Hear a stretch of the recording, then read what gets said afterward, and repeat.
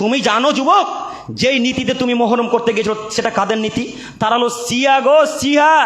তারা শিয়া, তারা তোমার নবীকে গালি দেয়, তারা আবু হুরায়রাকে গালি দেয়, তারা আবু বকর সিদ্দিক রাদিয়াল্লাহু তাআলা আনহুর মতো দামি সাহাবীকে গালি দেয়, তারা উমরকে গালি দেয়, তারা উসমানকে গালি দেয়, আর তুমি তাদের নীতিতে গেলে?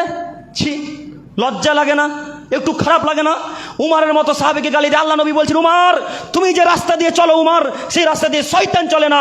উমার তুমি যে রাস্তা দিয়ে চলো সে রাস্তা দিয়ে শয়তান চলে না। উমার, উমার তুমি যে রাস্তা দিয়ে চলো সে রাস্তা দিয়ে শয়তান চলে না। এত বড় দামি, এত দামি সাহাবীকে এই খ্রিস্টান, এই শিয়ারা গালি দেয়। তুমি তাদের দলের অন্তর্ভুক্ত হলে তুমি কিভাবে ওই তাজিয়ার সামনে মাথা নত করতে পারলে? তুমি কিভাবে খঞ্জর মারতে পারলে? তোমাকে শতদিন বলেছি, যারা খঞ্জর মারে তারা জাহান্নামে যাবে যদি তওবা না করে মারা যায়। যারা খঞ্জর মারে তারা যদি মারা যায় তওবা না করে জাহান্নামে যাবে, কোনো মায়ের বেটা ঠেকাতে পারবে না। আরো একটি কথা হচ্ছে, এই যেটা বড় হারাম কাজ করেছেন সেটা হচ্ছে আপনার স্ত্রীকে পাঠিয়ে, আপনার কন্যাকে পাঠিয়ে। আল্লাহ তাআলা বলছেন, ওয়াকরনা ফি বুয়ুতিকুন্না ওয়ালা তাবারুজনা তাবারুজাল জাহিলিয়াতিল উলা। এই আদমের ছেলে মেয়ে, তোমাদের স্ত্রীদেরকে বাড়িতেই রাখো, তোমাদের স্ত্রীদেরকে বাড়িতেই রাখো, তোমাদের স্ত্রীদেরকে বাড়িতেই রাখো। জাহিলিয়াতের যুগের মতো, বর্বরতা যুগের মতো, অসভ্য যুগের মতো, বেহায়া যুগের মতো, নির্লজ্জতা যুগের মতো তাদেরকে প্রদর্শনীতে রাস্তাঘাটে বের করো না।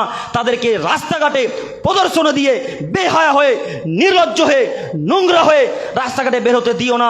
একথা আল্লাহ বলছেন। বলেন এই নীতি কোথায় ফেলবেন? এই আয়াতকে কি লাথি মারবেন? কেন আয়াতকে ঠেলে ফেলে দিলেন? আপনি কি মুসলমান নন?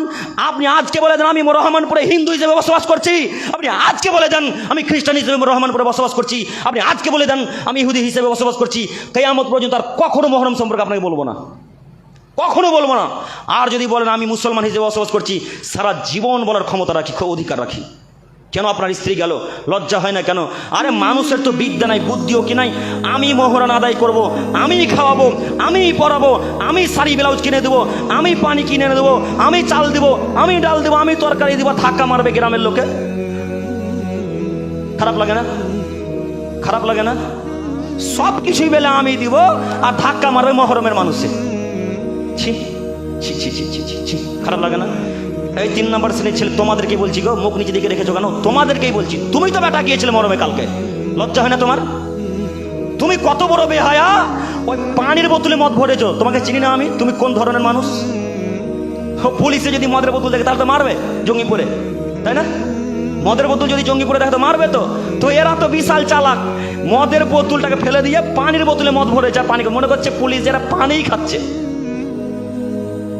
এত বড় চিটার তুমি কিভাবে হলে গো? এত বড় চিটার বাজি কিভাবে তুমি হলে? তুমি নামাজ পড়ো না, পড়ো না, শয়তান তোমার সাথে মিশে গেছে। শয়তান বলছে আমি কি করতে আজকে ভাদুপুরায় প্রবেশ করব? শয়তান বলছে আমি আজকে কি করতে ভাদুপুরায় যাব? সবাই যে মহরমে গেছে সবাই তো যাবে জাহান্নামের দিকে। হ্যাঁ, শয়তান ওই জন্য বলেছে আমি আজকে সমুদ্রের উপর লাঠির উপরে চুপ করে বসে থাকবো, আজকে সবাই জাহান্নামের পথে যাচ্ছে। শয়তান তাদের কাছে যাবে না যারা হারাম কাজকর্ম করে। বুঝতে পারেননি? আপনি কেন বুঝতে চাইছেন না? ওরা আপনার স্ত্রী গো, আপনি দেখবেন, মজা নিবেন, যা করার আপনি করবেন, কেউ দেখতে পারে না। আরে পাড়া প্রতিবেশী তো দেখতে পারে না, পারেই না। পাড়া প্রতিবেশী তো দেখতে পারে না, আপনার ভাইও দেখতে পারে না গো, আপনার ভাই। বলেন এই বাক্যে কি দিয়ে বুঝাবো?